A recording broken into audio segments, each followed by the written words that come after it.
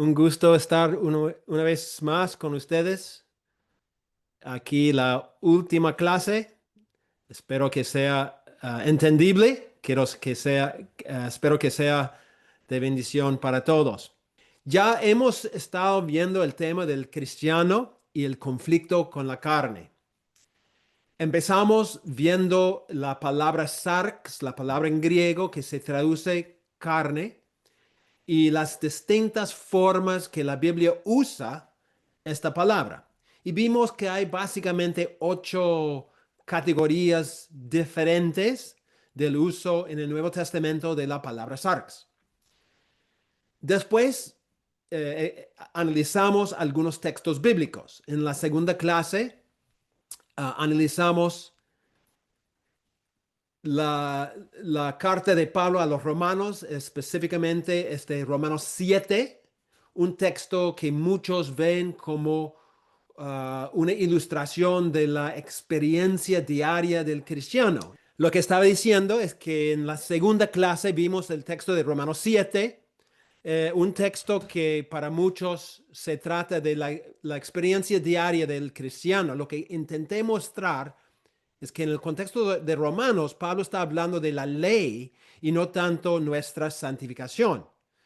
Y en todo el flujo de Romanos 5, 6, 7 y 8, parece que la idea es la victoria que el cristiano tiene sobre el pecado y la libertad que tiene de la jurisdicción de la ley. Entonces, lo que Pablo parece estar diciendo en Romanos 7, a mi parecer, es no tanto explicar la experiencia diaria de un creyente, sino de la experiencia de un judío que vive bajo la ley, pero que no tiene el Espíritu Santo. Tiene todo el deseo de obedecer la ley. Tiene ganas de obedecer la ley, pero no puede. ¿Por qué? Porque no tiene el Espíritu. Después, en la tercera clase, vimos el texto de Romanos 8, que realmente resuelve la encrucijada de esa persona que quiere obedecer la ley, pero que no puede. Entonces, en Romanos 8, Pablo da la respuesta. ¿Cuál es la respuesta? La respuesta es el Espíritu de Dios.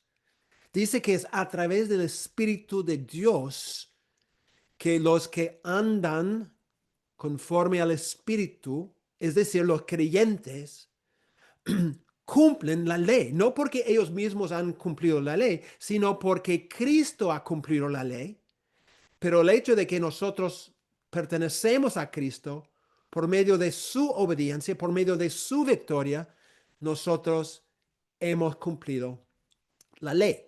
Después vimos Gálatas 5, donde vemos que hay un conflicto entre el Espíritu de Dios y el otro poder que es la carne. Y Pablo personifica la carne y la carne llega a ser una fuerza, un poder. Es el poder que gobierna, que domina la vida antes de Cristo, la vida en Adán.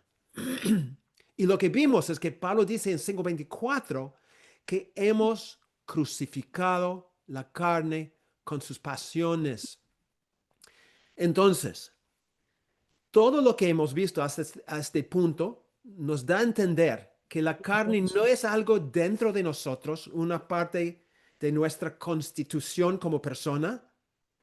La carne es lo que somos, no es algo que tenemos. La carne es lo que significa ser humano. Nosotros somos carne. Y la Biblia presenta el concepto de carne como la humanidad de una persona. Pero ve la carne desde por lo menos dos ópticas. Una óptica es la humanidad neutral y la otra óptica es la humanidad desde la perspectiva de la caída. Entonces, por eso vemos a veces un uso muy negativo, lo que los teólogos llaman el uso ético de carne, que quiere decir que la carne puede significar una fuerza que se opone a Dios, o una inclinación hacia el pecado, o una persona que está todavía en Adán, o sea, no es creyente. Ahora, lo que quiero hacer hoy es contestar una pregunta. De hecho, es una pregunta que alguien hizo en la última clase, pero es una pregunta que siempre escucho cuando tocamos el tema de la carne o cuando tocamos el tema de, de lo que Dios ha hecho en nuestras vidas, nuestra nueva realidad. ¿Ok? Entonces, la pregunta que siempre surge cuando pensamos en todas las bendiciones que los cristianos hemos recibido en Cristo es una pregunta importante. La pregunta es, ¿por qué los cristianos seguimos pecando? Si de verdad disfrutamos de una nueva realidad tan increíble como la que es nuestra realidad en Cristo, ¿por qué pecamos? O sea, si es verdad que hemos muerto al pecado, si es verdad que hemos muerto a la ley, si es verdad que nuestra carne ha sido crucificada, si es verdad que nuestro viejo hombre ha sido crucificado, si es verdad que estamos sentados con Cristo en los lugares celestiales y todas las demás bendiciones, si todo esto es verdad, ¿por qué seguimos pecando? Es una pregunta muy lógica, ¿no es cierto?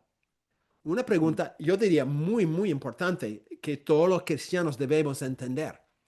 Pero lo interesante para mí es que, hermanos, yo leo mucho, yo busco en distintas fuentes y no veo que, que muchos libros traten el tema.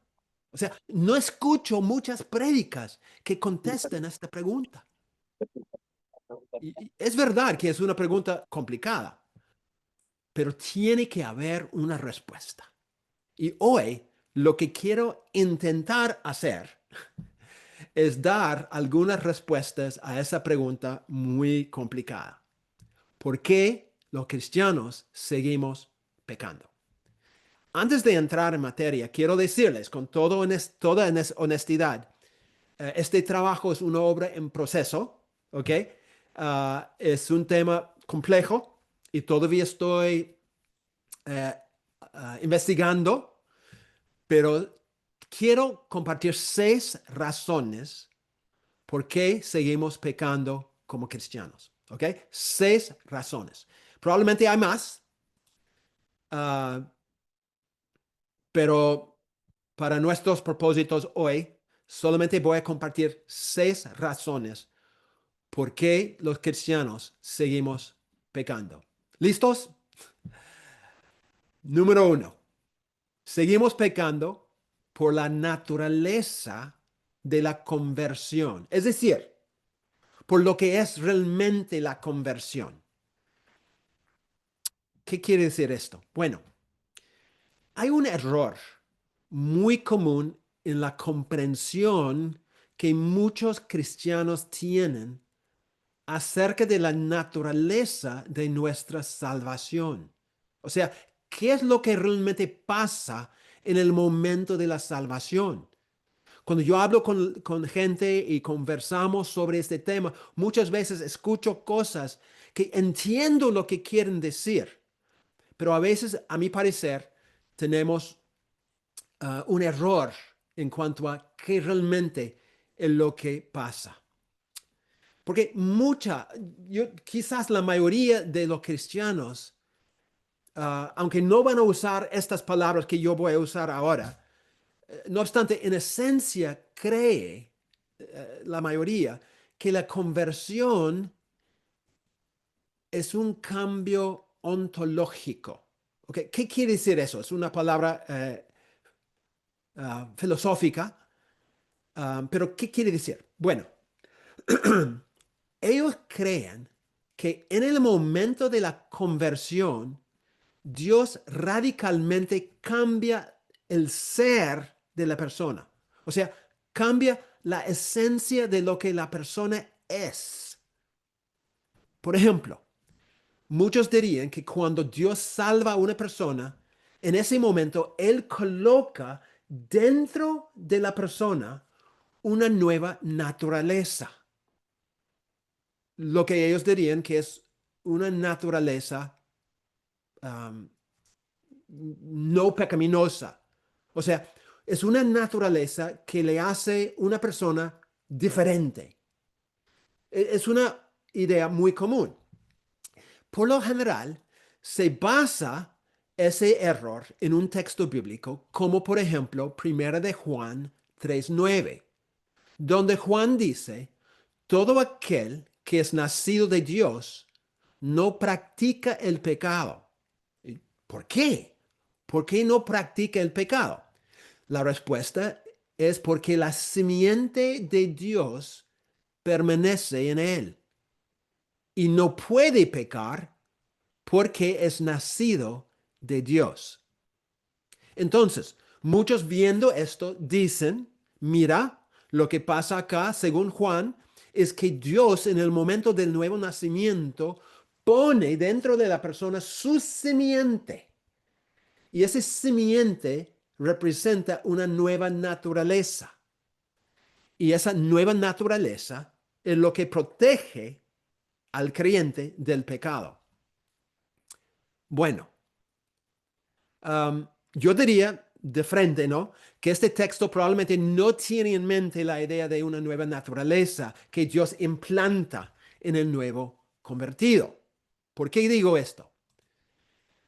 Primero, bueno, no primero, el punto principal es que la palabra simiente es la traducción de una palabra en griego que es sperma. Y esa palabra ha sido interpretada de varias maneras. Por ejemplo, algunos toman esa palabra como una referencia a la palabra de Dios. Ellos dirían que la esperma o la simiente que Dios implanta es realmente su palabra. Otros dirían que se trata del Espíritu Santo. Entonces lo que Juan tiene en mente acá es que Dios envía a su Espíritu para morar en nosotros. Miren, aunque las dos ideas son bastante bíblicas, ¿no? Que Dios sí implanta su palabra en nosotros. Santiago 1 dice eso. Y es verdad que el Espíritu Santo viene a vivir en nosotros, es verdad. Pero no creo que esto sea lo que simiente quiere decir en este texto. Y voy a mostrar por qué en un momento. Otros, como mencioné, ven la simiente como una naturaleza que Dios siembra en la vida de cada creyente, como una nueva naturaleza. Son tres ideas muy comunes entre los cristianos. No obstante, vamos a ver cómo se usa en los escritos de Juan la palabra sperma o simiente. Esa palabra, aunque aparece como 43 veces en el Nuevo Testamento, solo aparece 5 veces en los escritos de Juan. 3 veces aparece en el Evangelio de Juan,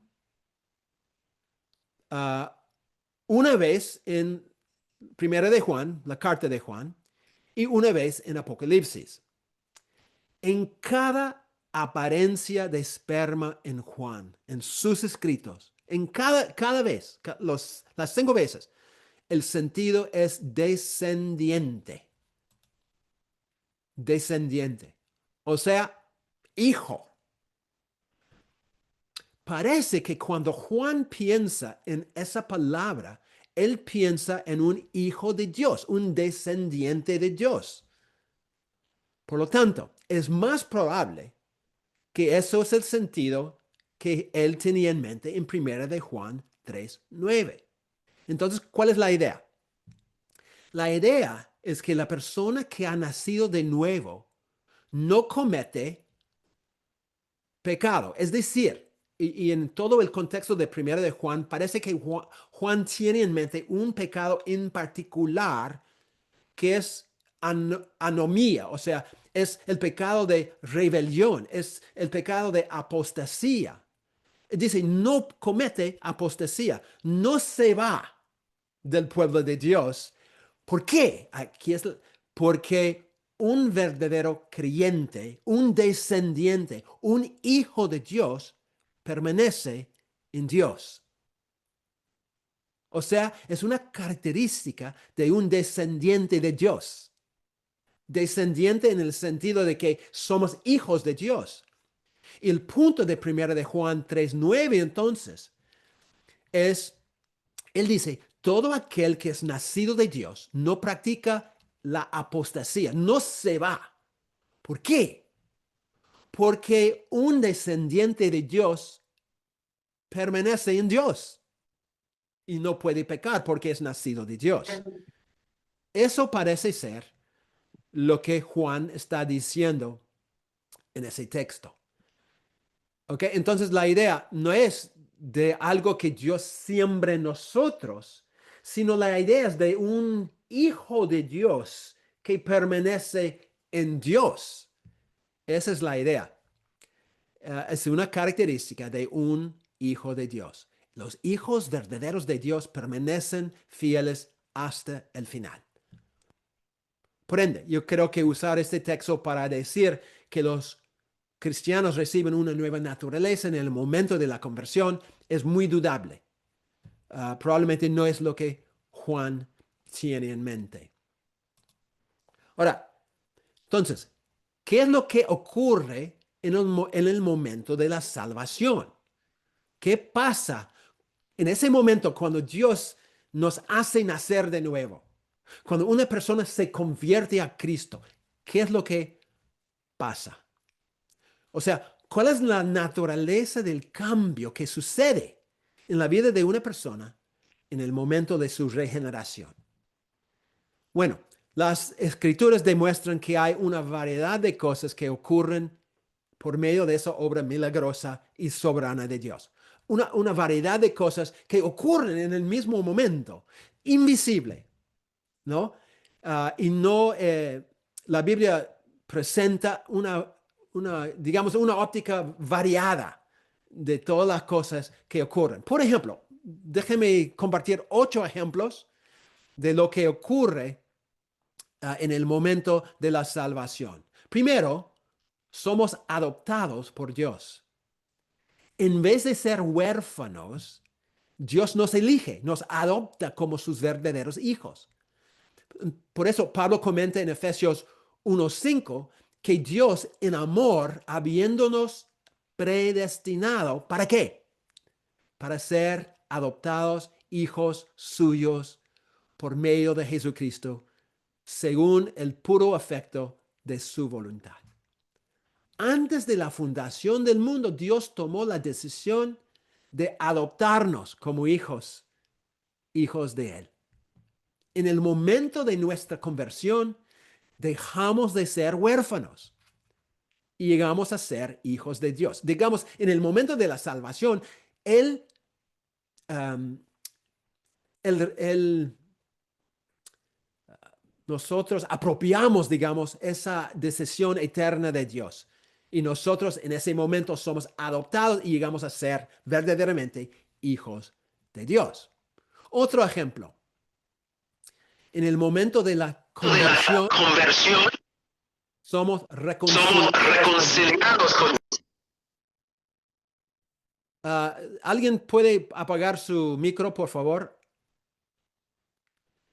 Reconciliados con Dios. En vez de una enemistad entre nosotros y Dios, tenemos paz con Dios y somos hijos amados. Entonces, un texto como por ejemplo Romanos 5:10 dice, porque si siendo enemigos fuimos reconciliados con Dios por la muerte de su Hijo. Entonces, éramos enemigos, pero Dios nos reconcilió con Él mismo y ahora somos hijos otra vez. Tenemos amistad en vez de enemistad. El ser humano estaba en guerra con Dios, pero Dios mismo envió a su Hijo para hacer la paz, es decir, para reconciliarnos con Él. Número 3, hemos sido justificados. O sea, ya no hay condenación ante Dios, sino nos ha declarado absueltos. Entonces Pablo declara, por ejemplo, en Romanos 3, 23 y 24, por cuanto todos pecaron y están destituidos de la gloria de Dios, siendo, aquí es, justificados gratuitamente por su gracia mediante la redención que es en Cristo Jesús. En el momento de la salvación, nuestros pecados, bueno, antes, nuestros pecados resultaron en juicio, ¿no? En un veredicto de culpable ante Dios, el juez de todo. No obstante, en el momento de la salvación, Dios nos declara justificados. ¿Por qué? Porque Dios envió a Cristo, su Hijo, para morir en nuestro lugar y así justificarnos. Otra cosa que pasa en el momento de la salvación, somos perdonados. Ya no hay culpabilidad por nuestros pecados. ¿Por qué? Porque Él nos ha redimido. Entonces vemos, por ejemplo, Efesios 1:7. Pablo anuncia, tenemos redención por su sangre. Redención quiere decir, nos ha comprado. Nos ha comprado del mercado de la esclavitud al pecado. Tenemos redención por su sangre, el perdón de pecados según las riquezas de su gracia. Hermanos, en Cristo, en el momento de la salvación, Él borra todos nuestros pecados. Somos perdonados de todo, de todo. Otro, santificados. Aunque éramos sucios y contaminados ante Dios, en Cristo hemos experimentado una limpieza interna y externamente. La Biblia está repleta con ejemplos de eso, ¿no? Hebreos 10:22. Hemos tenido o hemos sido purificados los corazones de mala conciencia y lavados los cuerpos con agua pura. O sea, está usando una ilustración de la purificación, que es realmente lo que es la santificación. En el momento de nuestra conversión, Dios nos declara santificados. Por eso el nombre muy común en las escrituras para un creyente es un santo. ¿Por qué? Porque Dios nos ha declarado santificados.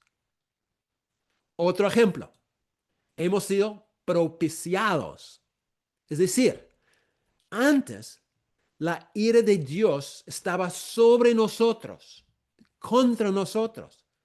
Pero ahora esa ira ha sido apaciguada. Entonces vemos un texto como Romanos 3:25. Dios puso a Cristo como propiciación, es decir, como sacrificio para apaciguar su propia ira. ¿Cómo? Por medio de la fe en su sangre. Hermanos, el enojo de Dios contra los que lo había ofendido ha sido totalmente apaciguado. Nos ha quedado con un amor en toda su magnitud en vez de la ira de Dios. Otro ejemplo, hemos sido aceptados. Esto es increíble. Nuestra posición ante Dios ha cambiado, pero escuchen, nuestra condición diaria se mantiene igual. ¿Qué quiere decir?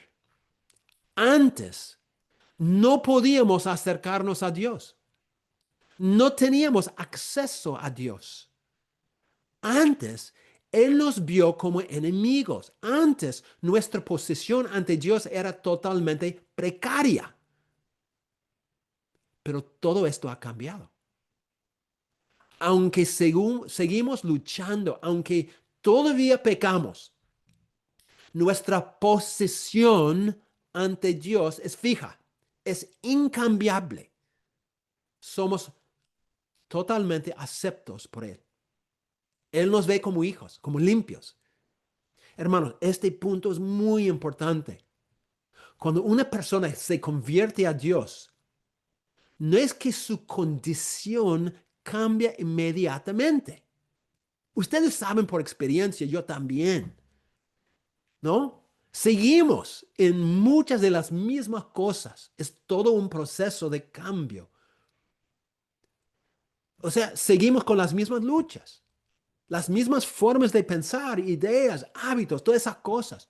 Pero lo que cambia es nuestra posición ante Dios.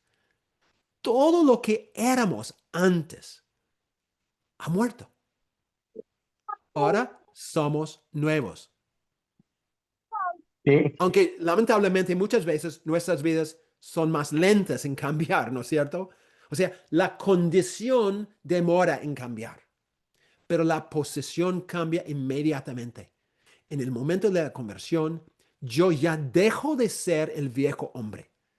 Dejo de estar en Adán y Dios inmediatamente me traslada a una nueva esfera de en Cristo. Y yo soy ahora el nuevo hombre. Es un cambio de identidad, ¿no? Un cambio de relación con Dios. Y finalmente, somos libres. A raíz de la conversión, libres. Libres de la autoridad del pecado. Libres de la autoridad de este siglo presente. Libres de la jurisdicción de la ley. Libres del dominio de Satanás, etcétera, etcétera. ¿Qué significa esto? Significa que tenemos una nueva capacidad de poder pensar, sentir, desear y actuar diferente de lo que hacíamos antes. ¿Por qué? Porque tenemos una nueva libertad en Cristo. No somos esclavos a la ley, al pecado, a la carne, a este mundo. No somos esclavos. La autoridad de todos esos enemigos ha sido quitada de ellos. Y ahora nosotros tenemos una nueva libertad para vivir una vida diferente. No obstante, como ustedes saben, no siempre vivimos consecuente con esa nueva libertad. Pero eso no significa que no somos libres, sino significa que no estamos viviendo consecuente con lo que es la verdad. Y eso es lo que vamos a ver. Ahora, todo esto, los 8 ejemplos, representa cambios radicales que ocurren en el momento de nuestra salvación. Y mucho más, ¿no? Dios hace todo esto justo en el momento de la conversión, pasando de no creyente a creyente en ese instante. Todas esas cosas Dios realiza en nuestras vidas.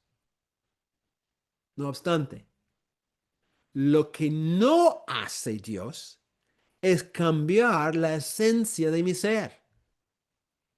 O sea, no cambia los miembros de mi cuerpo.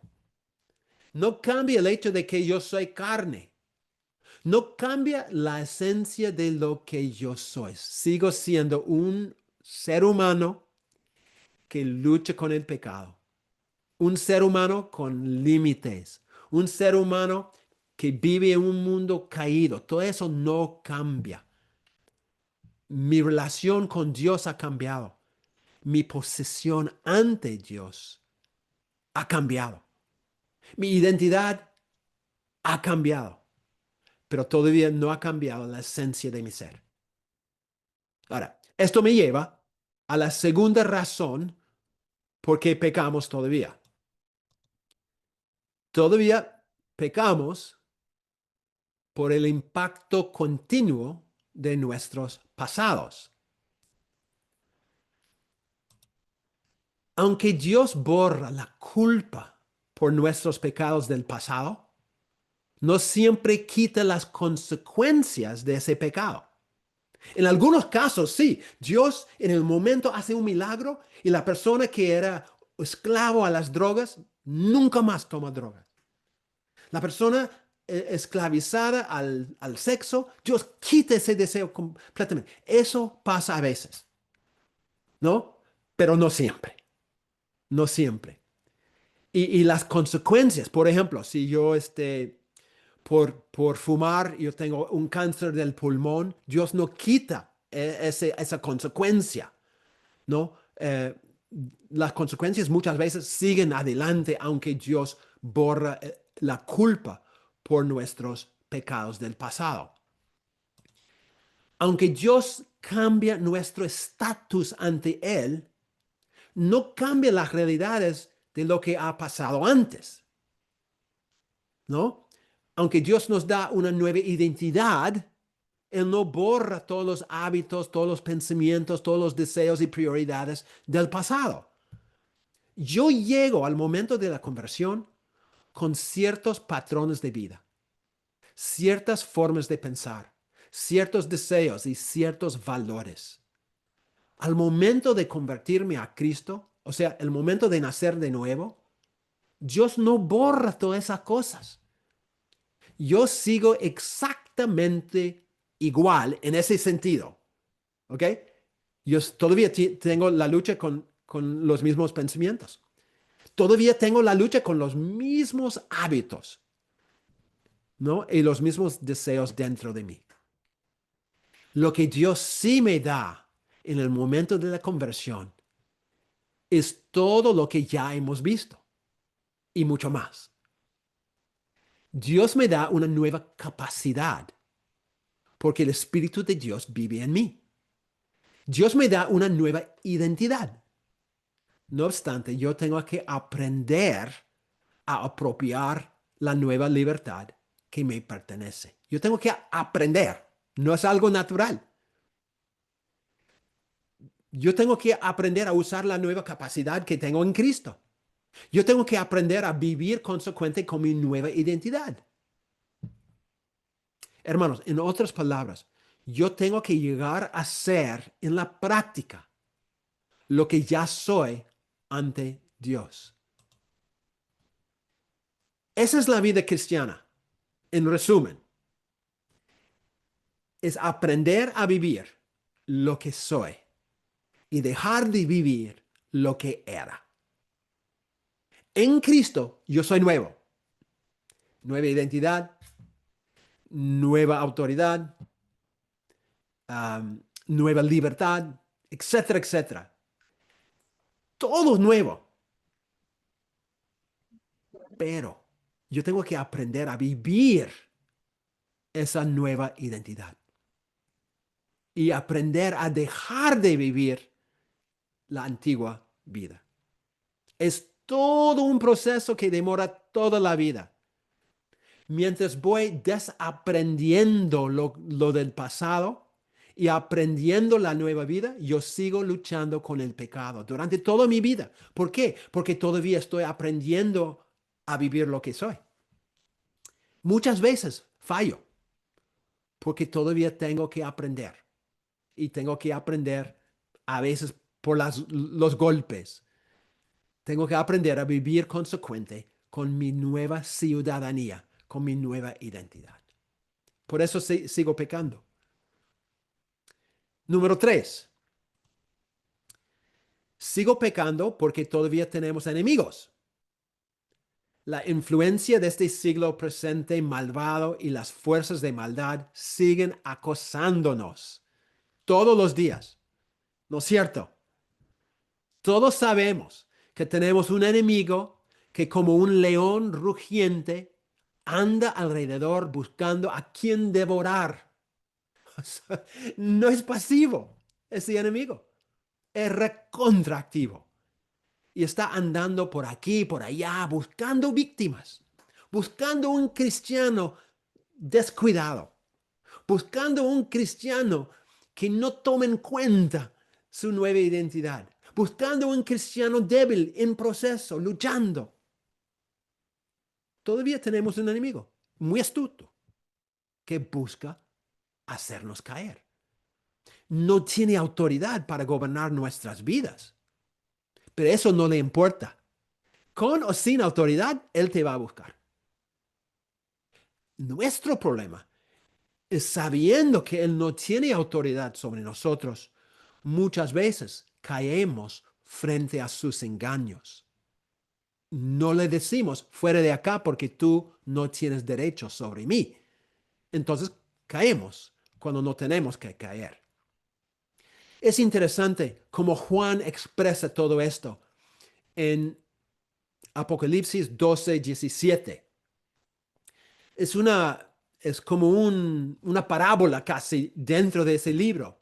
Juan dice, entonces el dragón, o sea, Satanás, el dragón se llenó de ira contra la mujer y se fue a hacer guerra contra el resto de la descendencia de ella, los que guardan los mandamientos de Dios y tienen el testimonio de Jesucristo. Es decir, el dragón, el gran dragón, que es el diablo, no pudo con Cristo mismo. Entonces, ¿qué ha hecho? Ha dedicado su vida a hacer guerra con los hijos de Cristo, los hijos de Dios. El campo de batalla es este mundo. Y el diablo usa todo lo que pueda para intentar engañarnos, cautivar nuestros corazones, ganar nuestra lealtad y finalmente derrotarnos. Está enojado porque sabe que ha sido botado de los lugares celestiales. Entonces anda buscando, ¿no? Buscando hacernos daño. Por nuestra debilidad, muchas veces caemos en sus trampas y pecamos. Y pecamos.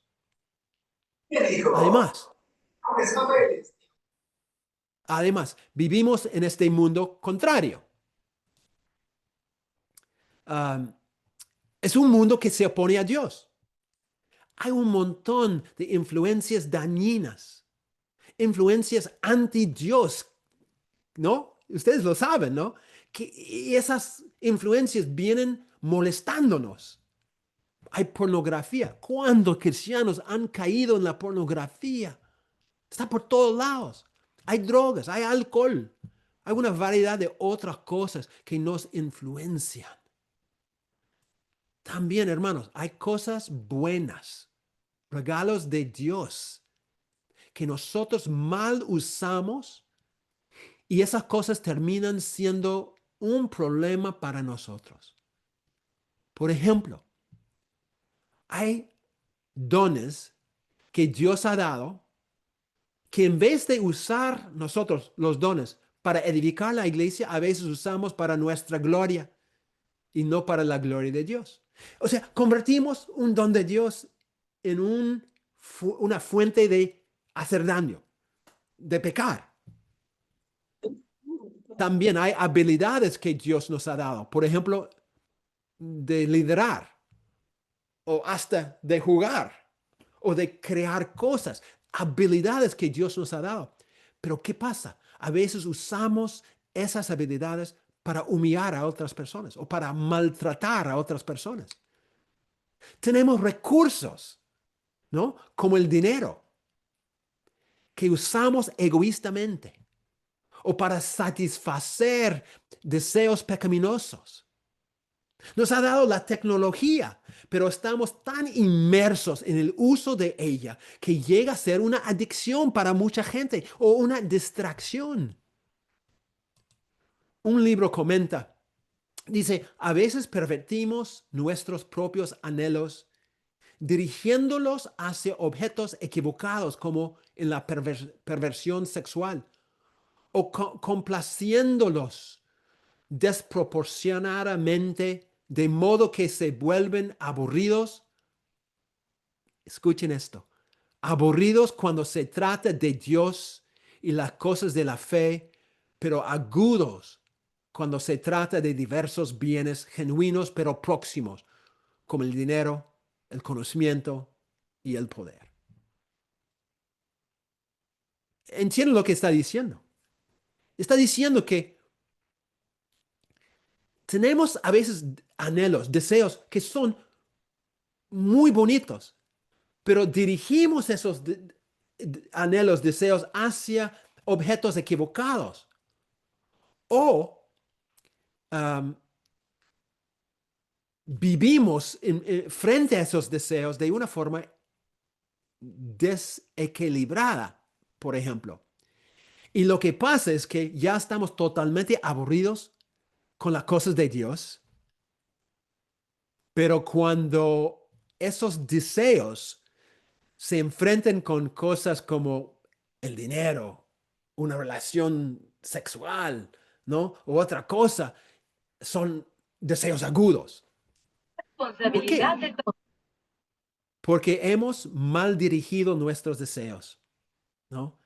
Um, ¿Entienden el punto? Cuando Cristo venció al diablo en la cruz y a través de su resurrección, Él no botó a todos los enemigos de la tierra. Cristo reina como el Señor, pero los enemigos de Cristo siguen molestando a nosotros, ¿no? Sean los demonios, sea el mundo, sea las influencias, sea los dones que mal usamos, sea cual sea el ejemplo, todavía existen esos enemigos. Entonces, un autor dice, mientras que en la futura plenitud de la nueva creación no habrá influencias pecaminosas. En este momento, las influencias pecaminosas todavía compiten por la lealtad del pueblo de Dios, porque todavía vivimos físicamente en el viejo mundo caído, donde Satanás y el mal aún no han sido destruidos finalmente. Satanás es un enemigo que ha sido derrotado, pero no destruido. Todavía vive suelto y anda buscando a quien devorar. Hermanos, esto no niega la realidad de la victoria de Cristo, sino revela que todavía hay una guerra contra la maldad y contra las fuerzas malvadas que va a seguir hasta que Cristo regrese. Aunque la guerra ya ha sido declarada una victoria para Dios y para su pueblo, seguimos experimentando ciertas derrotas en el día a día. O sea, caemos a veces ante las influencias malas, ante los enemigos y pecamos. Es una realidad, todos lo sabemos. Pero el hecho de que nosotros somos débiles no significa que lo que Dios ha declarado acerca de nosotros no sea real. Es real. Nosotros somos sus hijos. Es real. Nosotros hemos muerto al pecado. Es real. Nosotros hemos sido santificados. Todas esas declaraciones de Dios en cuanto a nuestra nueva identidad y nueva situación, todas son verdaderas. No obstante, seguimos en guerra con nuestros enemigos astutas y malvadas, ¿no? Es por eso que pecamos a veces. Número cuatro. Número cuatro. Todavía vivimos en un cuerpo humano. Ahora, es muy importante, antes de profundizar este punto, muy importante resaltar que el cuerpo humano no es malo, de ninguna manera. Tampoco es el cuerpo culpable por nuestro pecado. O sea, el cuerpo no es la fuente de pecado en nuestras vidas. Un teólogo afirma, el pecado no tiene su origen en el cuerpo ni en ninguna de las diversas capacidades del hombre, sino en el centro mismo de su ser, en su corazón.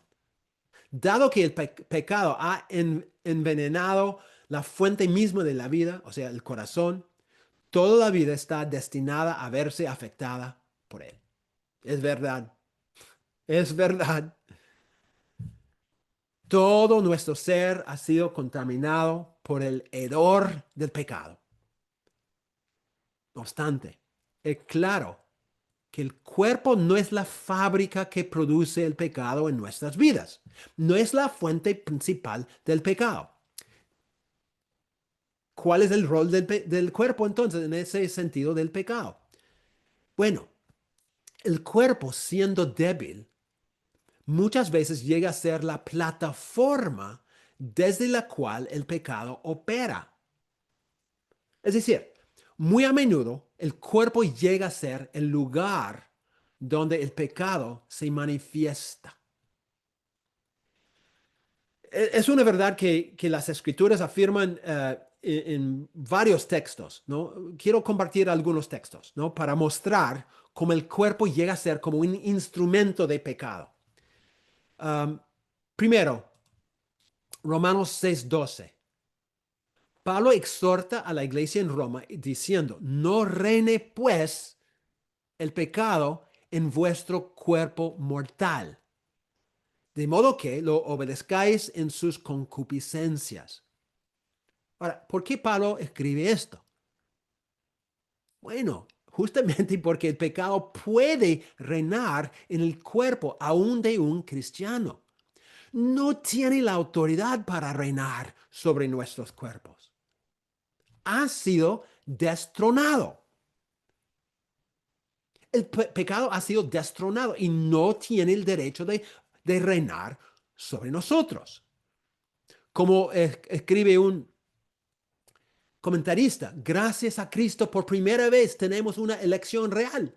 Por primera vez podemos elegir no pecar. ¿Por qué? Porque estamos en Cristo. Podemos decir no. El dominio del pecado sobre nosotros ha sido roto. No tenemos que pecar.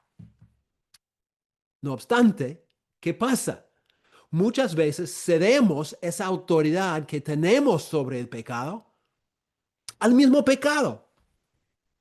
Y el pecado aprovecha de esa puerta abierta, aprovecha de la debilidad de nuestros cuerpos e incita en nosotros el pecado.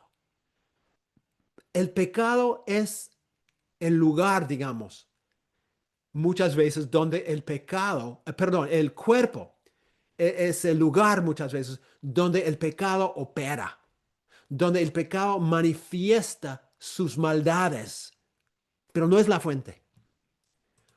Un comentarista dice, el cuerpo es el medio por el cual el pecado se realiza concretamente. Necesita una plataforma. Es porque el pecado es como un parásito. Un parásito no sobrevive a menos que se conecta con un cuerpo, con un ser, con algo que tiene vida. ¿Y qué hace? Afecta la vida de esa cosa. Es exactamente con el pecado. El pecado no tiene su propia vida a menos que se conecte con una persona, con un cuerpo. Entonces, es el cuerpo que el pecado usa muchas veces, no solamente el cuerpo, pero usa el cuerpo para realizar sus actividades de pecado. Otro texto, Romanos 6:6. Romanos 6:6, Pablo explica que sabiendo esto, que nuestro viejo hombre fue crucificado juntamente con Cristo para que el cuerpo del pecado sea destruido, a fin de que no sirvamos más al pecado. Ahora, Pablo está explicando por qué podemos tener certeza de que vamos a resucitar con Cristo. Su respuesta es porque sabemos que algo radical pasó en nuestras vidas. ¿Qué pasó? Nuestro viejo hombre, todo lo que éramos antes de conocer a Cristo, ese es el viejo hombre. Nuestra vida como una persona no regenerada fue crucificado con Cristo. Ese viejo hombre fue crucificado con Cristo. Ya no existe.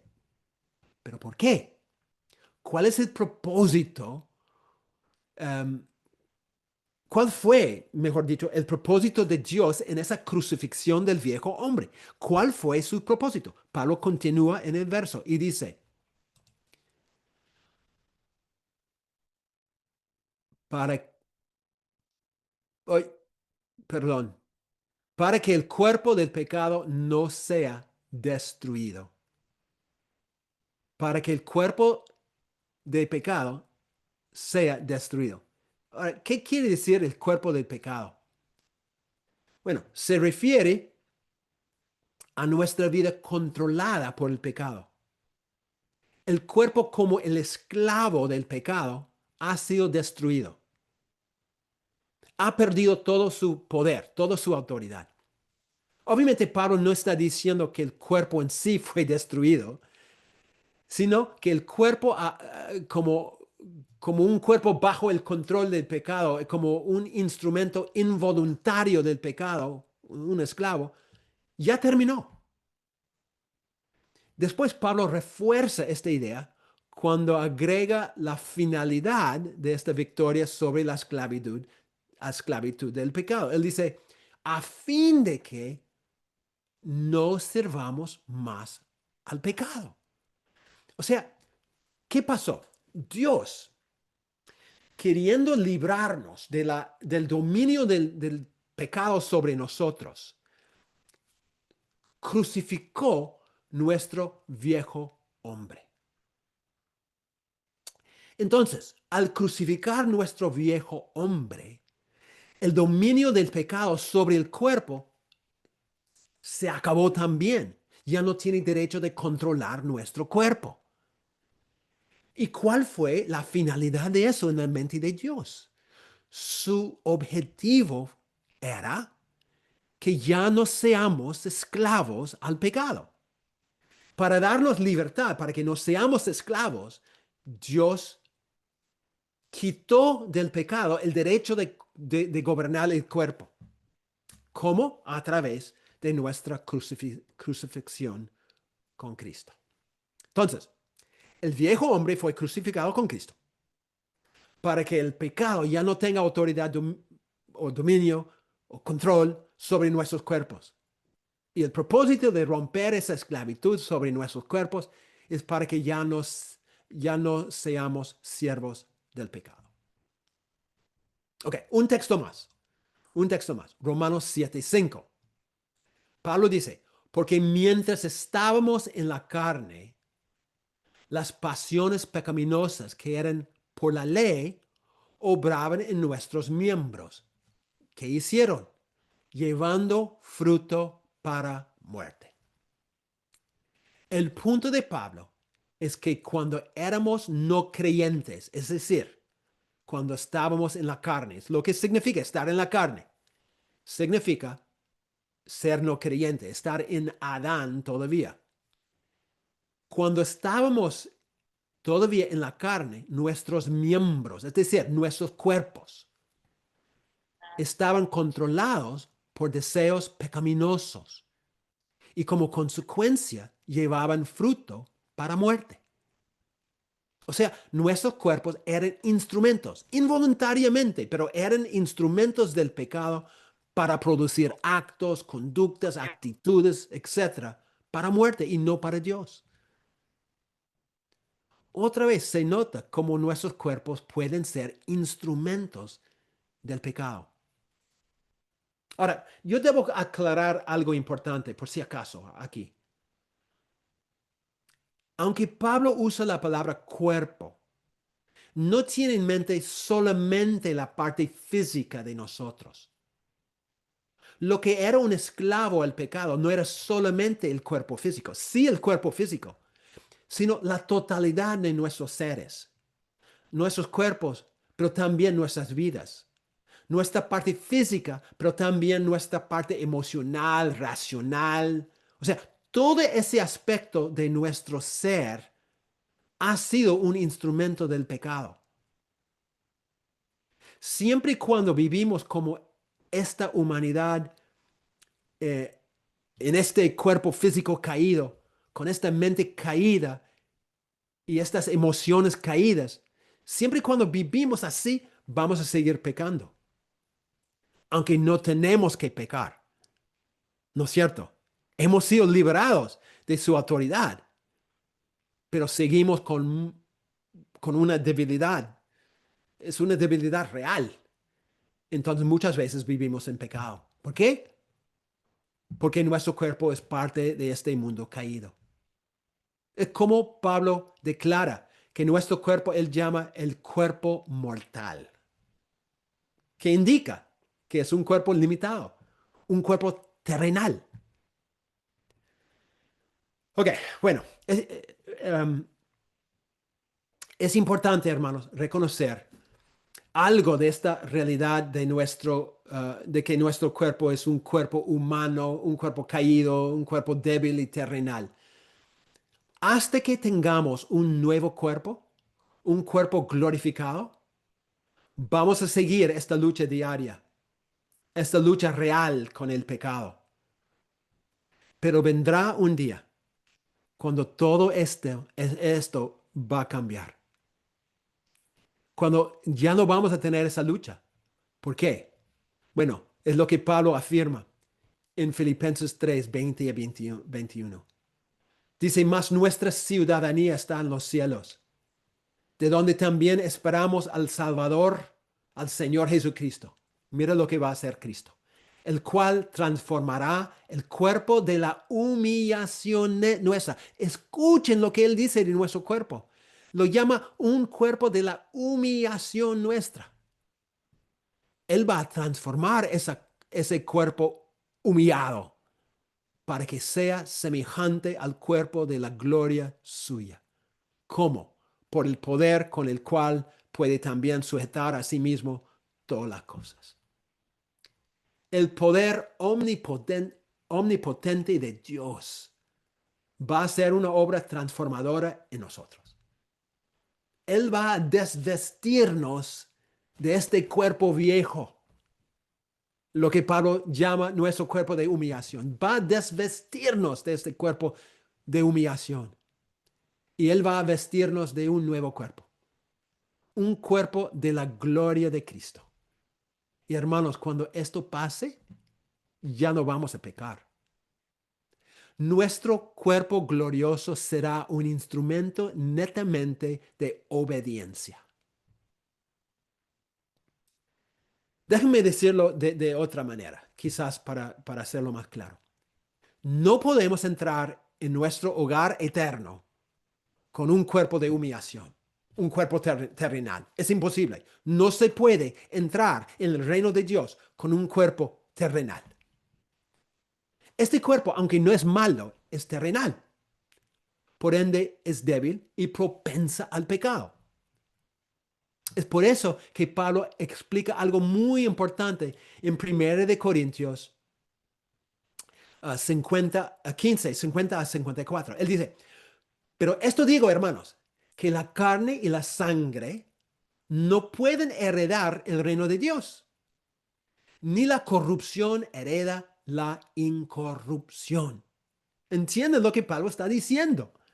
Nuestros cuerpos de carne, estos cuerpos, nuestra humanidad no puede heredar la vida eterna. No es posible, es imposible. ¿Qué es lo que necesitamos? Un cambio de cuerpo, una nueva humanidad. Por ende, Pablo sigue en este texto y dice, he aquí, os digo un misterio. No todos dormiremos, pero todos seremos transformados. En un momento, en un abrir y cerrar de ojos, a la final trompeta, porque se tocará la trompeta y los muertos serán resucitados incorruptibles y nosotros seremos transformados. Porque es necesario. ¿Escucharon lo que dijo? Es necesario, es esencial que esto corruptible se vista de incorrupción y esto mortal se vista de inmortalidad. Dice es esencial, es totalmente necesario que yo tenga un cambio de cuerpo, un cambio de esencia. Y cuando esto corruptible se haya vestido de incorrupción, o sea, cuando yo tengo un nuevo cuerpo, y esto mortal se haya vestido de inmortalidad, entonces se cumplirá la palabra que está escrita. Sorbida es la muerte en victoria. ¿Entienden, hermanos? Tenemos que experimentar este cambio de cuerpo para que podamos entrar en el estado final de la historia, la nueva creación de Dios. Por eso esperamos lo que este Mientras texto del tuyo yo relata. tengo mala Este señal. texto está hablando de la resurrección, cuando Cristo transformará nuestros cuerpos y la meta final de la santificación será realizada. Nosotros vamos a estar totalmente conformados a la imagen de Cristo en ese momento. Antes de ese momento, mientras estamos todavía en este cuerpo terrenal, cuerpo de humillación, no podemos llegar a la meta. Tenemos que acercar la meta. Tenemos que seguir luchando y avanzando, pero hasta que tengamos un nuevo cuerpo, vamos a tener que seguir luchando con el pecado y no vamos a llegar a la meta. Estamos esperando ese momento cuando Cristo regrese y hay una resurrección de todos los cristianos y ahí vamos a experimentar ese gran cambio. Número 5. Ya casi terminamos, hermanos. Número 5. La presencia de los deseos pecaminosos en nosotros. Nosotros seguimos pecando por la presencia en nosotros de los deseos pecaminosos. Como ya hemos visto, cuando una persona se convierte a Cristo, viene con todos los deseos que siempre ha tenido. O sea, no es que Dios anula todos los deseos pecaminosos con los cuales hemos luchado por años. Más bien, los deseos siguen adentro. Es por eso que Pedro dice en 1 de Pedro 2:11, amados, yo os ruego como a extranjeros y peregrinos que os abstengáis de los deseos carnales que batallan contra el alma. Nosotros tenemos una nueva identidad. Somos extranjeros, somos peregrinos, no pertenecemos a este mundo. Por lo tanto, tenemos que decir no a los deseos carnales, los deseos de nuestra vida antigua, los deseos que vienen de nuestra vida en Adán. Esos deseos siguen con nosotros. O sea, Pedro está hablando a la iglesia, a los cristianos, y les dice que todavía hay deseos carnales que nacen dentro de nosotros. Y esos deseos han seguido desde nuestro tiempo de ser no creyentes. Y esos mismos deseos, ¿qué hacen según Pedro? Batallan contra nuestras almas. ¿Por qué pecamos? Porque nos rendimos a esos deseos. Los deseos siguen fuertes en nosotros y muchas veces nos sometemos a ellos, a los deseos que nacen en nosotros. Y esos deseos nos llevan al pecado. Santiago es aún más claro. En Santiago 1:13-15, dice, cuando alguno es tentado, no diga que es tentado de parte de Dios. ¿Por qué? Porque Dios no puede ser tentado por el mal, ni él tienta a nadie. Entonces, ¿de dónde surge la tentación? Él sigue, sino que cada uno es tentado cuando de su propia concupiscencia es atraído y seducido. Entonces, la concupiscencia, después que ha concebido, da a luz el pecado, y el pecado, siendo consumado, da a luz la muerte.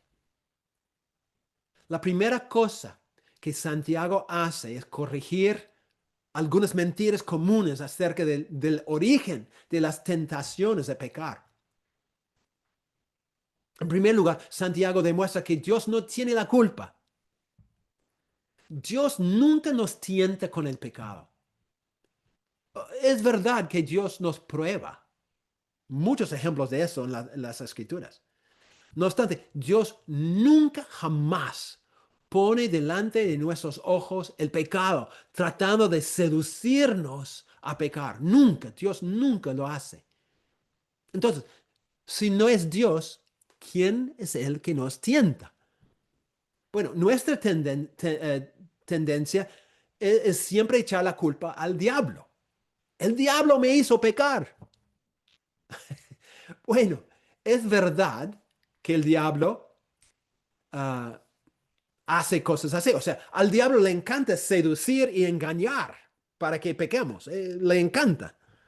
No obstante, aquí Santiago dice que el gran problema es mucho más cerca de nosotros. De hecho, Santiago demuestra que la raíz del pecado no es tanto algo externo, sino algo interno. Viene, dice él, de nuestros propios deseos. Esos deseos nos jalan y nos seducen. O sea, tenemos dentro de nosotros ciertos deseos. Lo que la Reina Valera traduce concupiscencia, realmente es la palabra que es normal para traducir la palabra deseo. Es una palabra que significa deseo. Um, y esos deseos pueden ser positivos o negativos, buenos o malos. Aquí, obviamente, son malos. El punto es que nacen dentro de nosotros una variedad de clases de deseos dentro de nosotros. Y ciertos de esos deseos son deseos malos. Y estos deseos malos cobran fuerza y nos atraen y nos seducen. Y cuando nosotros nos rendimos ante esos deseos, ¿cuál es la consecuencia? El pecado. Y él dice que el pecado produce la muerte. Entonces tú preguntas, ¿por qué seguimos pecando? Aquí está una respuesta. Porque nuestros corazones producen ciertos deseos torcidos, deseos carnales, deseos que van en contra de la voluntad de Dios. Cuando nosotros dejamos que esos deseos nos controlen, cuando permitimos que esos deseos nos seduzcan, entonces nos rendimos ante su llamado y los malos deseos nos llevan a pecar. Por ejemplo, ¿qué hacen los deseos pecaminosos? Bueno, la Biblia dice que son peligrosos y pueden controlar la vida. Varios textos que dicen eso. Nos pueden tentar y hacer pecar. Hay otros textos. Hacen guerra contra nuestras vidas. Producen la corrupción en el mundo. Contaminan. Pueden destruir la vida de una persona. Miren todo lo que un deseo puede hacer cuando ese deseo es un deseo torcido, un deseo mal dirigido, un deseo desequilibrado. Los deseos nacen adentro y cuando se presentan y nosotros nos rendimos ante ellos, cuando dejamos que el deseo nos jale por el cuello, produce en nosotros el pecado. Hermanos, tener deseos, hasta deseos fuertes, no es pecado. Pero tener deseos malos que nos seducen, eso sí es malo.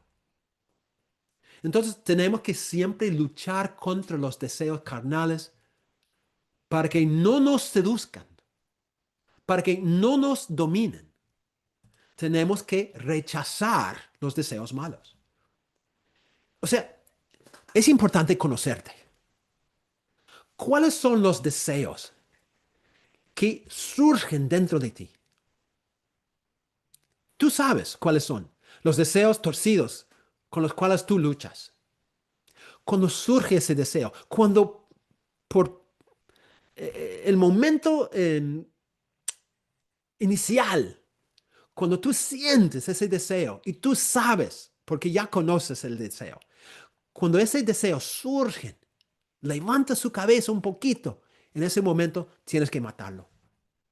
Tienes que decir no. Tienes que rechazarlo. Porque ¿qué pasa? Nosotros coqueteamos con ese deseo. Decimos, ese deseo, malo o bueno, ese deseo, ¿qué va a hacer? Y nos quedamos mirando, nos quedamos pasivos.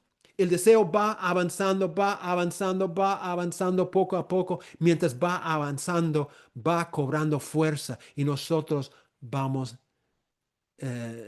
debilitándonos más. Y mientras más nos acerca, más peligro hay.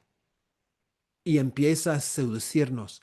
Y cuando no tenemos la fuerza de decir no, ya estamos fritos, ¿no? Porque el pecado nos ataca y nos gana. Es por eso que pecamos. Es por eso que pecamos. Número 6, para terminar. Número 6. Pecamos por nuestra ubicación en la historia. Y nuestra ubicación es el ya y todavía no. Hermanos, aquí llegamos quizás al punto principal sobre la razón por qué seguimos pecando. Un gran error sería pensar que el hecho de que los cristianos siguen pecando demuestra que las nuevas realidades que son nuestras en Cristo no son reales, que son sueños inalcanzables nada más, o que son opiniones pero no hechos. No, no, no. Tú puedes empezar a dudar porque tu experiencia va en contra, pero esa no es la respuesta. Hermanos, todas las promesas que son nuestras en Cristo son verdaderas. Todas las bendiciones espirituales que Dios nos ha prometido son verdaderas. Por ejemplo, déjenme mencionar algunas promesas, ¿ok? Que son importantes en este tema. Gálatas 1:4 dice que hemos sido librados de la autoridad de este presente siglo malo. Significa que este mundo alrededor, la cultura popular en la cual vivimos, no tiene derecho de esclavizarme, no tiene derecho de controlarme, no tiene autoridad legal sobre mi vida. Es verdad, es una promesa de Dios y es una realidad. Segundo, Romanos 5 y 6, toda esa sección, los distintos capítulos dicen que nosotros disfrutamos de una unión con Cristo. Y eso significa que estamos en Cristo y Cristo está en nosotros. ¿Cuál es la consecuencia? La consecuencia es que somos copartícipes en todo lo que Cristo ha logrado. Por ejemplo, quiero dar algunos ejemplos del texto. Primero, hemos muerto al pecado. Hemos muerto con Cristo. Hemos sido sepultados con Cristo. Hemos resucitado con Cristo. Nuestro viejo hombre fue crucificado con Cristo. Estamos sentados con Cristo en los lugares celestiales. Somos coherederos en Cristo. Todo esto es verdad. ¿Por qué? Estamos en unión con Cristo. Todo lo que Él ha logrado, nosotros somos copartícipes con Él. Es verdad esa cosa. Tú dices, pero no me parece. No siento así. No es mi experiencia, no es mi opinión. Yo digo, no importa. Lo que importa es lo que la Biblia dice. Y la Biblia dice con claridad que todo esto es verdad de nosotros. Créelo. No dudes. El hecho de que tú sigues pecando no niega la realidad de estas cosas. Uno más. Gálatas 5:24 dice que hemos crucificado la carne con sus pasiones y deseos. Es verdad. La carne sigue en pie, pero ha perdido sus garras. Ha perdido su autoridad sobre nosotros. Éramos esclavos a la carne, pero ya no. Podemos rechazar sus avances. Podemos decir no. Hermanos, todas esas cosas son reales. Todas esas cosas nos identifican. Han sido depositados en nuestra cuenta espiritual. No son meros sueños. No son meros deseos. No son opiniones. Es lo que la Biblia dice que es verdad de nosotros. No obstante, y aquí viene el punto clave, todavía no tenemos acceso pleno a todas estas bendiciones. Son nuestras y nadie ni nada puede cambiar ese hecho. Sin embargo, por nuestra ubicación en la historia, no experimentamos la plenitud de todos estos privilegios en esta vida. ¿Sabes por qué? Por dónde vivimos. Porque vivimos en el ya y el todavía no. Ahora, ¿qué quiere decir esto? Bueno, los judíos creían que la historia se dividía en dos grandes épocas. El presente siglo, que era malo, y el siglo venidero, que iba a ser glorioso. Esas dos épocas iban a seguir en línea la una a la otra. La primera etapa en la historia, este siglo presente, era la realidad en la cual ellos estaban viviendo. Este siglo presente se caracterizaba por el pecado, la enfermedad, el sufrimiento, la contaminación, la muerte, todas las cosas malas, la oscuridad, todas esas cosas malas. No obstante, los judíos tenían mucha esperanza en un cambio radical que iba a inaugurar una nueva época en la historia, lo que se llamaba el siglo venidero. Entonces, eso era la perspectiva judía sobre la historia, sobre el tiempo. Ellos estaban esperando la llegada del Mesías, la llegada del Espíritu Santo, la llegada del reino de Dios para terminar este siglo presente e inaugurar el siglo venidero. Pero ¿qué pasa? El Nuevo Testamento provee una nueva óptica sobre la historia. Aunque la historia de la redención consistía en dos etapas, el siglo presente y el siglo venidero, la gran sorpresa de la historia para el tiempo del Nuevo Testamento era que esas dos etapas no seguían en una sola línea recta, la una tras la otra. Más bien, la segunda etapa empezó antes de la terminación de la primera etapa. Eso era la gran sorpresa. Los judíos no esperaban eso. Ellos esperaban que llegue el Mesías y termine con el siglo presente. Lo que encontramos en el Nuevo Testamento es que el siglo venidero se inauguró mientras el siglo presente todavía estaba en pie. O sea, la primera venida de Cristo y su obra redentora iniciaron el siglo venidero, aún antes de que el presente siglo hubiera terminado. La consecuencia es que nosotros los cristianos vivimos entre dos siglos. Todavía pisamos las calles de este presente siglo malo. Vivimos acá en la mugre de este siglo presente, pero nosotros pertenecemos al siglo venidero. Por eso Pablo dice que nuestra ciudadanía es una ciudadanía celestial. Todas las increíbles promesas que Cristo nos ha otorgado, los privilegios insondables que nos pertenecen en Cristo, son un anticipo del siglo venidero. Son bendiciones de la nueva creación. Pero ¿qué ha pasado? Cristo ha adelantado esos regalos para nosotros. Sin embargo, no podemos disfrutar de la plenitud de ellos todavía, aunque son reales. Realmente nos pertenecen, realmente nos identifican, pero no tenemos un acceso pleno todavía a ellos. ¿Por qué? Porque estamos esperando que Cristo regrese para terminar por completo con el siglo presente e inaugurar, o mejor dicho, completar el siglo venidero.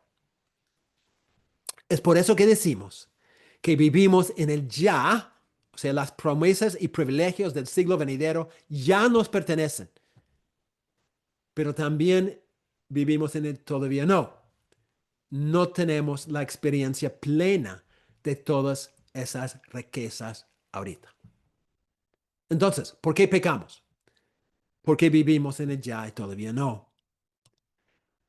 Un autor dice, debido a que todavía viven nosotros los cristianos físicamente en el viejo mundo material y su nuevo ser no está completo, el pecado todavía los persigue. Hermanos, estamos en el arduo y largo proceso de transformación. Es un proceso que demora toda la vida.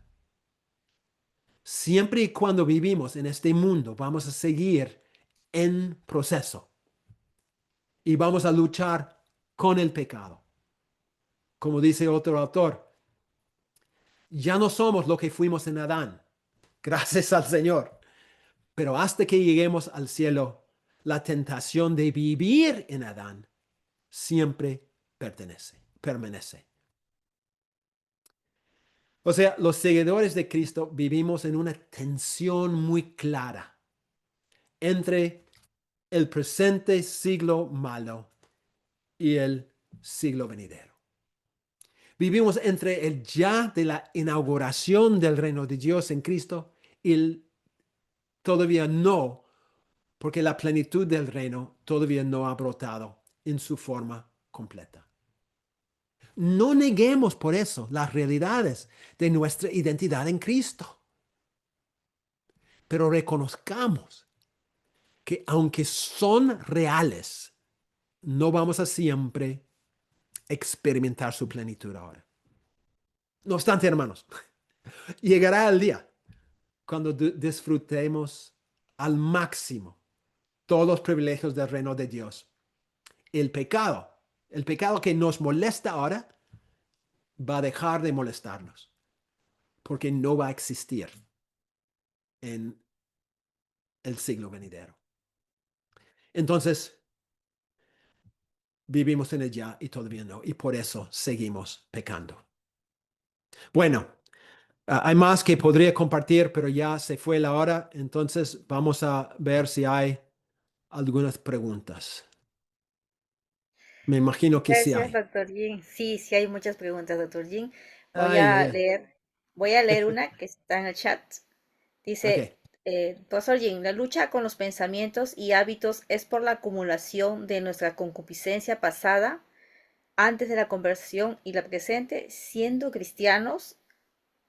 No, no quiero decir que solamente por la acumulación de las cosas del pasado, porque todavía nuestros corazones, nuestras mentes, producen ideas, pensamientos malos, um, por nuestra humanidad, por la influencia de nuestros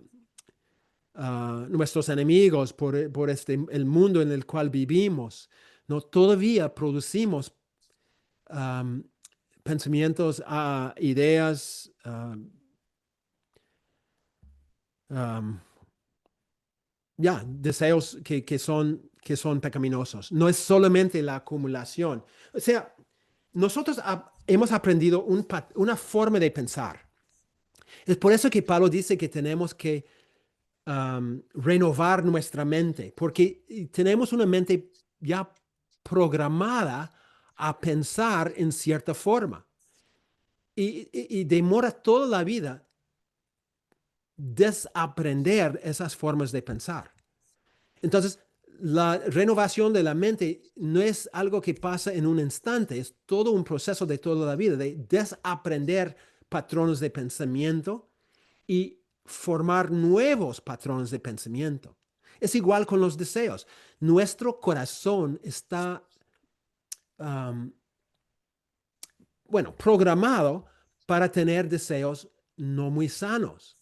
Entonces, demora toda la vida enseñar el corazón, cambiar esa fuente de pensamiento, de deseo, para que podamos ver nuevos deseos. Y parte de la lucha es aprender a rechazar los deseos cuando surgen y fomentar los deseos que son buenos. Es todo un proceso de desaprender y aprender. O como Pablo dice en Efesios 4, de, de, um, de desvestirnos y vestirnos de nuevo. Es todo un proceso de eso. Gracias, doctor Jin. Antes de dar el pase, Pastor Rino, voy a leer una pregunta más. Doctor Jin, podríamos decir que no es que Dios nos da una nueva naturaleza, sino una nueva identidad. ¿De dónde viene el concepto muy popular de que Dios nos da una nueva naturaleza en el momento de la conversión? A partir de esta perspectiva que usted nos ha compartido, lo cual me parece excelente, ¿cómo podríamos explicar la idea del pecado original, el cual heredamos de Adán y Eva? Ok, son dos o tres preguntas dentro de esa pregunta. Um, sí, estoy de acuerdo, no tenemos una naturaleza en el sentido de una parte de nuestra constitución. No tenemos dos naturalezas dentro de nosotros. Eso sí, para mí es muy claro. Lo que tenemos es humanidad. Y esa humanidad ha sido totalmente afectada, contaminada, uh, corrompida por el pecado. Hablando del pecado original, cuando heredamos de Adán el pecado original, eso significa que hemos heredado una contaminación completa. O sea, el término teológico es una depravidad total, que quiere decir que el pecado ha afectado la totalidad de nuestro ser. Cada aspecto, cada facultad de nuestra vida ha sido um, corrompida por el hedor del pecado. Y cuando nos convertimos a Cristo, Él borra las consecuencias del pecado original, borra la culpa, pero digamos el hedor de ese pecado sigue. Es como cuando yo era pastor hace un montón de años, yo tenía una oficina en un edificio fuera de la iglesia porque no teníamos edificio y tuvimos que alquilar una oficina y tenía todos mis libros en esa oficina. Un día, ese edificio tuvo un incendio y quemó el segundo piso. Mi oficina estaba en el tercer piso. ¿Qué pasó? No hizo daño en el incendio, o sea, no quemó mis libros, pero dejó un olor recontra feo a todos mis libros. Entonces, apagaron el incendio, pero lo que no podían hacer es um, destruir, borrar el olor del incendio. Y mis libros por años y años y años tenían ese olor. Es más o menos así. El pecado original echó un olor feo en nuestras vidas. Todo aspecto de nuestra vida. Cuando Cristo entra, Él borra la culpabilidad por ese pecado. Quita la autoridad de ese pecado, pero el olor sigue. Y la vida cristiana significa básicamente aprender a resolver el problema de ese olor durante toda la vida. Vamos poco a poco, cambiando ese olor por un olor más fragante. Eso más o menos es la idea. Doctor Jim, algo puntual que él dice y es muy bueno, ¿no? Dice, entonces, Dios no nos da una naturaleza, sino una nueva identidad. Es algo que usted ha afirmado, ¿no? Sí. Y la pregunta es, ¿de dónde viene el concepto muy popular de que Dios nos da una nueva naturaleza en el momento de la conversión? Sí, traté de mencionar eso al principio, que mucha gente usa 1 de Juan 3:9 u otros textos similares para decir que tenemos esa nueva naturaleza. Y tú ves en algunos teólogos esa idea, pero yo creo que es una serie de equivocaciones. Por ejemplo, mucha gente ve el nuevo y viejo hombre como representando una nueva y una antigua naturaleza. Pero es claro en el uso de esa frase, viejo hombre y nuevo hombre, que lo que Pablo tiene en mente es la vida antes de Cristo y la vida después de Cristo. O sea, una vida no regenerada y una vida regenerada. Entonces, es una serie de equivocaciones en base a, yo diría, una mala interpretación de varios textos, como 1 de Juan 3:9, como Romanos 6:6, Colosenses 3:9 y 10, Efesios 4:22 a 24. Y eso ha llevado a esa conclusión. Entonces, tienes toda la razón cuando hablas de la identidad. Tenemos una nueva identidad. Y esa identidad trae nuevos privilegios, nuevas bendiciones, nuevas habilidades, ¿no? Romanos 6:4 dice que podemos vencer el pecado. Podemos vivir en nueva vida, es lo que dice. Tenemos una nueva capacidad. Entonces, nos ha traído muchas cosas nuevas. Lo que no nos ha dado es una nueva naturaleza. ¿Ok? Porque tampoco tenemos una vieja naturaleza. Tenemos solamente una naturaleza, que es nuestra humanidad.